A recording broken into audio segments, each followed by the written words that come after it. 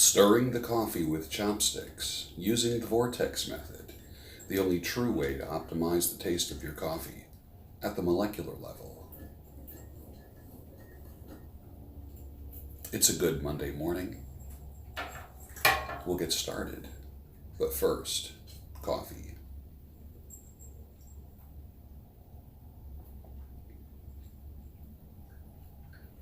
Good.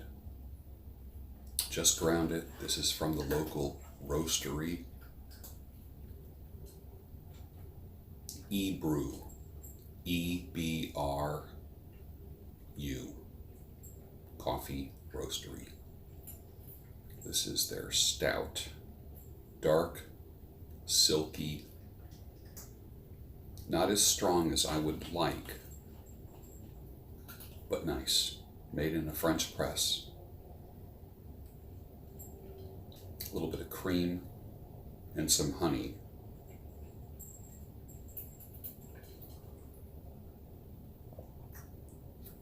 Yeah, that's good. Welcome to the Daybreak Show. I am the Sultan.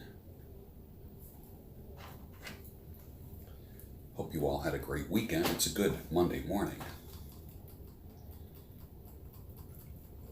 I'm still working on getting new glasses. Today I'm wearing the Cult Leader glasses. I like aviators. I just think that these look like I'm ready to start asking people to wear white robes and we all meet on a hillside. Are there any Eastern Europeans out there that remember melting a teaspoon of butter in hot milk and drinking it before you go to bed to get a good night's sleep? Anyone remember that? My mother used to do that. Walmart Equate brand razors work perfect in case you were wondering. If you use them with glycerin soap, which is that clear soap, you will have a perfect shave. You don't have to worry about Gillette. It's not the end of the world. There's other companies out there. Gillette hates you. If you're a man, Gillette hates you. Think of me. You know that I would be with you if I could. I'll come around to see you once in a while. Or if I ever need a reason to smile. And spend the night if you think I should. Todd Rundgren, 1972. If your PC has Beats audio, enable Beats, put on your headphones, turn down the center slide button, which removes the main vocals channel in the music, and it will isolate the instruments and only allow the background singers to sing, and discover the genius of your favorite recording artists. I highly recommend Steely Dan's Kid Charlemagne. Listening to that with the center button down or almost off. Thank me later. I had a lot of pleasure yesterday doing that. 3 ways that I optimize my time. I ask, read, and listen. I did a video on this. It was a sponsored video. I try to add my sponsorships into a video to make them useful. Everything is sponsored. This is sponsored. Every video I do is sponsored, just like everything on television has a sponsor. Sponsorships keep this material going. They keep the content up. So I have opened up sponsorships in the past couple years here. And I'm so happy for the people that sponsor them. But ask questions. People are more willing to help you than what you might initially think. Ask. Read. Read everything. Read everything. You don't have time to sit down and read? Then you can listen to books, audiobooks. And I say that because I want to really push the company Blinkist I have found them, they introduced themselves to me, and I found them to be a tool for productivity. So I can listen to the key points of a book in 15 to 18 minutes. It's a fantastic company. I love the product. And if you only knew how many products pitch themselves to me for me to say, no thanks, that's not consistent or compatible with the goals of my audience, you have no idea. Every day, people want to sponsor videos and sponsor shows, and I have to turn them down because I know it's something that you can't use or something that I can't use. That's actually the biggest criteria. Number one, will I find it useful? If I don't find it useful, I can't speak highly about it. So if you go to Blinkist.com/George, you'll get a 7-day free trial and 25% off your annual subscription. I listen to minimum 1 book a day. It all depends on your learning style. I would rather listen to a book than not listen to a book. I'm a better person already in 2 weeks from listening to a couple books a day already.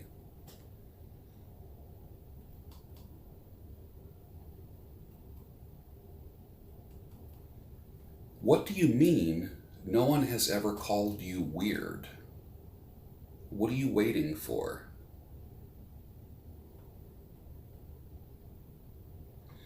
May I share with you one of my favorite writers? His name is Bragg. Search anything by Bragg on YouTube and watch. From his little chats on his front porch to his time with his mother. I would call it the best use of your time today. He writes in color. He writes in color.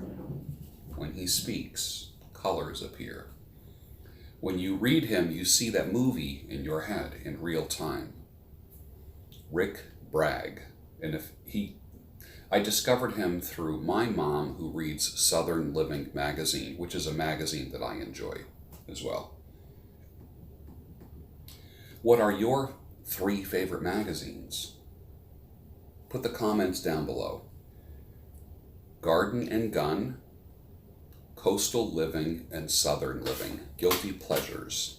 Not everything has to be learning some high-tech or philosophical thing. Those are 3 magazines that I enjoy. It's probably not what people would expect, but they're my favorites. When I do read magazines, that's what I read. And I actually go to those places in my head. I see them in my mind. No psychobabble, no science, pure imagination. All replies are welcome. Please put your comments down below. What are your 3 favorite magazines? I said yesterday, I wish that newspapers didn't suck. I do kind of miss my first cup of coffee with my first light coming from a lamp and not my laptop. Even the sound of opening and then folding a newspaper, the feel, the smell of the ink, the smell of the paper. Reading electronic news just isn't the same for me. It's not the same. Hey, you look like a big bag of trouble. What are you doing tonight? 2 games from the 60s and 70s I grew up with. A hockey game with rods where you push and twist these rods and the hockey players whack this puck around a little hockey rink, probably about that big.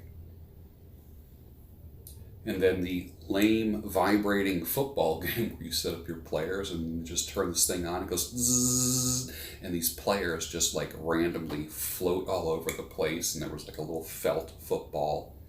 Very, very lame. There was no rhyme or reason to it, but it was kind of fun.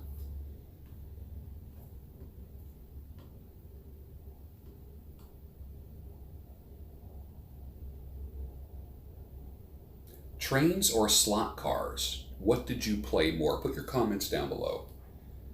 40% said trains, 60% said slot cars.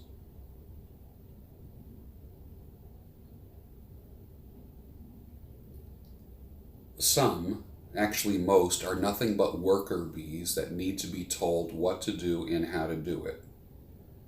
Some will rise, organize, and benefit from the worker bees. That's the world of labor. Not everybody is a dreamer. Not everybody is you. Not everybody is a top 10, 5, or 1% looking to be the best version of themselves. True story, I had a friend, he's no longer alive, died at 50 years old, was a mail deliverer. And his whole life, every day, I remember on Facebook, he was going to retire at 55 years old. He had been with them since right after high school with the Postal Service. And he was like 5 years, 7 months, 2 days, and 3 hours left. Counting down to do nothing. And I just knew. And he was the kind of guy that would just like drink beer, watch TV. He had Cheetos encrusted fingers. He didn't even make it past 50. That blows my mind. I'm not surprised, but it blows my mind.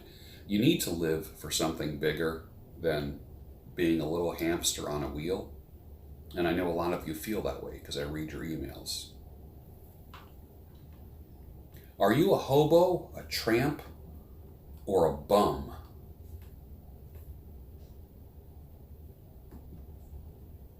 A hobo is a migratory worker or a homeless vagabond, especially one who is impoverished. The term originated in the western, probably northwestern United States around 1890.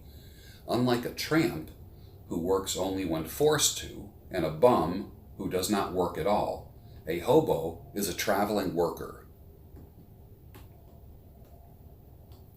So I jokingly asked, are you a hobo, a tramp, or a bum?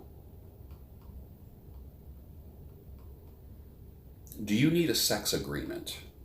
Do you need a piece of paper that says, I, Joe Schmo, I, Joanne Schmo, and you exchange this agreement where you say what you can do, what you cannot do in bed, what you can touch, what you can't touch? Do you need a sex agreement?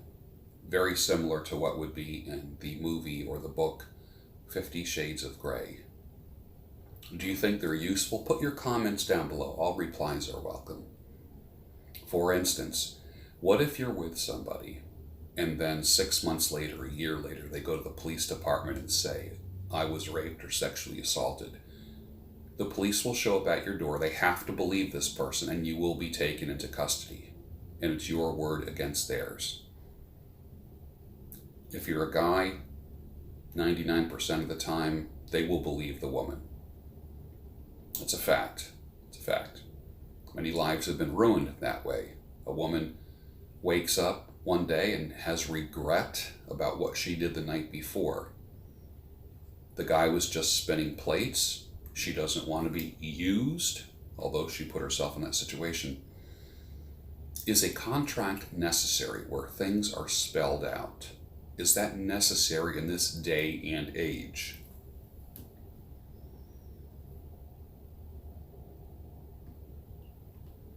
My thoughts are it might be necessary.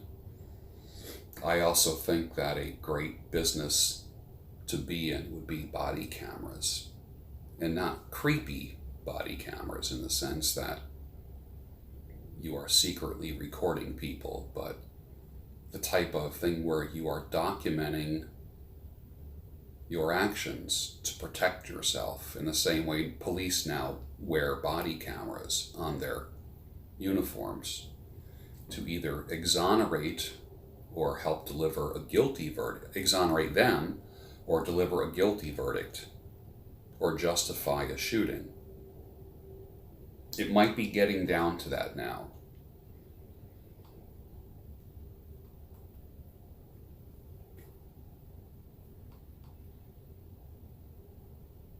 Had a guy in Saturday, head shave, beard sculpting, man waxing from the neck up, paraffin hand dip. I detailed him like a damn Ferrari. Do it for yourself, guys. Clean yourself up. Clean yourself up. The best version of you is a well-groomed you. You might not be George Clooney, but you can be the best version of you.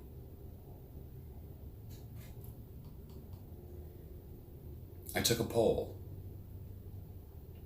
I said, the Guess Who or Bachman-Turner Overdrive? 53% said the Guess Who. 47% said Bachman-Turner Overdrive. I took another poll. I asked men, do you have a woman that is your height or taller? Cast your vote. 12% said yes. 74% said no. 14% said Nibiru. Thank you, my sci-fi and conspiracy fans. I appreciate you. Steely Dan, one of the most non-pill, I'm talking about, they're not alpha or beta or red pill or blue pill, they're non-pill bands ever. They're not whining about heartache. Their music is very interesting. The lyrics are incredible. Brilliant. Totally walk to the beat. Their own beat in an era of 90% sappy songs. Start with the album Asia, A-J-A, Asia, and Pretzel Logic. I highly recommend them if you've never listened to them. You will not be disappointed. Steely Dan, Asia, and Pretzel Logic. Those two albums will give you everything you need to get a taste of this magnificent band. And they are best. It's great driving music. I love listening to them with headphones on because the music is exquisite and complex. I have always been intrigued by singers' talking voices and how they're so different than their singing voice. For instance, Michael McDonald talks like this, just like this. And then when he sings, it's like, whoa, where'd that voice come from? Same thing with Billy Joel. Perfect examples. Both sound like your average dudes talking. But as soon as they sing, it's wow. And some people mentioned a couple others, including Jeff Lynne from ELO. Same thing. Talks, you just have no idea that his singing voice is anything like it is after you hear his voice. I'm mad about good books, can't get my fill, and James Durante's looks give me a thrill. Holding hands in the movie show when all the lights are low may not be new, but I like it. How about you? Frank Sinatra, 1956.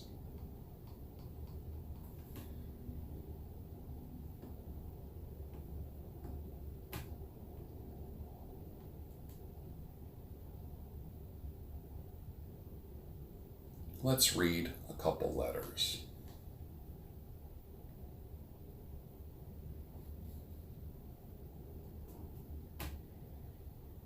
Some are very confidential, and I want to be careful about that. I never want to give personal details. Assume that everything that you send me can be sent. If you want it to be confidential, please put confidential in the headline. I think that's going to be important. But I'm very, very sensitive about that. Or I shouldn't say sensitive, because I'm teaching you to not be a sensitive person. I want you to be a considerate person, not sensitive.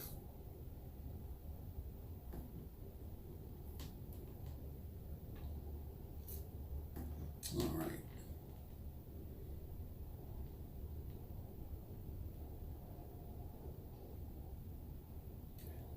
Dear George, I know you're really busy and you get a lot of emails, which is true. I get about 100 a day. So this will only take 60 seconds to read. My name is... He gives his name. I'm 20 years old and a subscriber to your YouTube channel. I was seeking some advice, counsel. My question is, how do I stop missing someone who broke up with me back in November? We were only together for 4 or 5 months. I totally understand if you're too busy to respond. Even one line or two in a reply will completely make my day. All the best. And he says, just my name is confidential. How do you get over somebody who broke up with you? you have a track playing in your head of their face, of their body, of their voice. You can replace that track. For instance, this is a good thing to do. If you remember when you were a kid and you scraped your knee, your mother or father put a Band-Aid on your knee. They cleaned the scrape, put a Band-Aid on it. Within 1 or 2 days, what were you doing? You were looking under the Band-Aid to see what the scar looked like, to see if it still hurt. And what would your parents say? They would say, leave it alone. It's not going to heal if you keep fussing with it. Our hearts are the same way. Every now and then we look at old pictures, we watch videos of the other person that we broke up with, and this goes for male or female.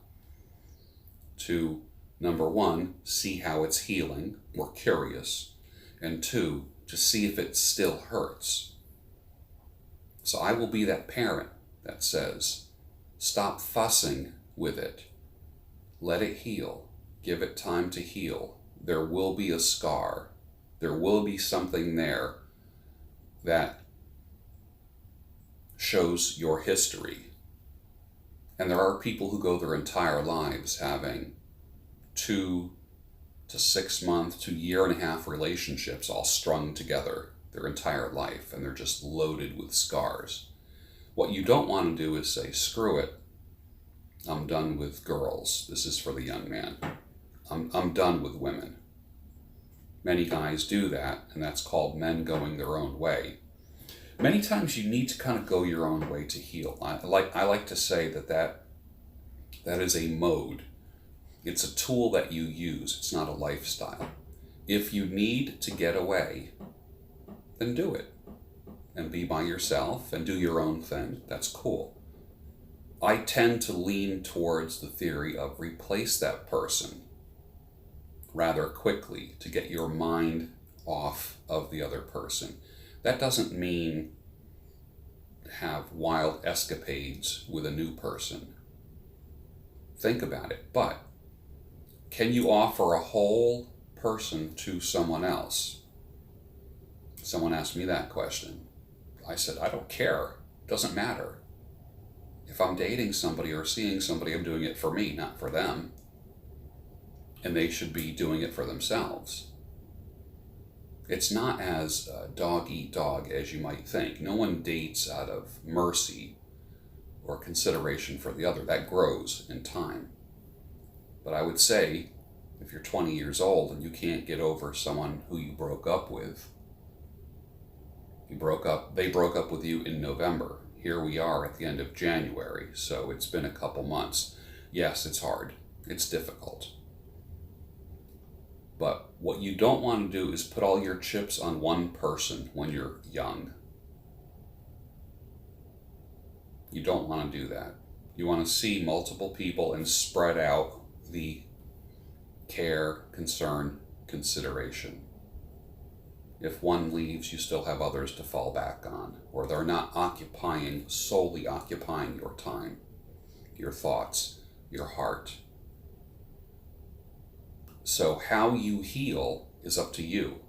One of the best ways for a young man to heal would be to enjoy the company of other women. For an older guy like myself, I'm not so sure that that's the method that I would use anymore. When I was a young man, there's a thing that we like to call one-itis, where I can't live without her. She's my only reason to wake up in the morning. Let me have a sip of coffee here.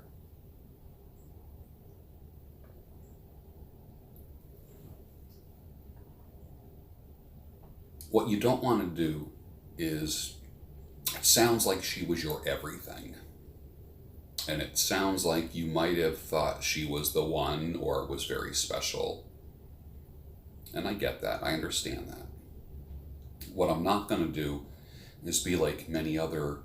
I'm not a dating coach, let me put it that way. But I do comment intelligently on these things. I'm not going to put you down by giving you a label, a title, a diagnosis. And I'm not going to call her a hoe, a slut, or whatever the popular term is these days. I'm not going to do that. She was with you for a reason. I don't know why she split. Some people will say it's because of X. I'm not going to do that. I don't have all the information. And I don't know how deeply you were into her, but I will tell you this. A precaution to take in the beginning of a relationship as a young man or a young woman is this. If you can't live without them when they're gone, guess what? You won't be able to live without them. And it sounds like you have a touch of that flu. What I'd like you to do, and it's your choice, but what I prescribe is to enjoy the company of other women.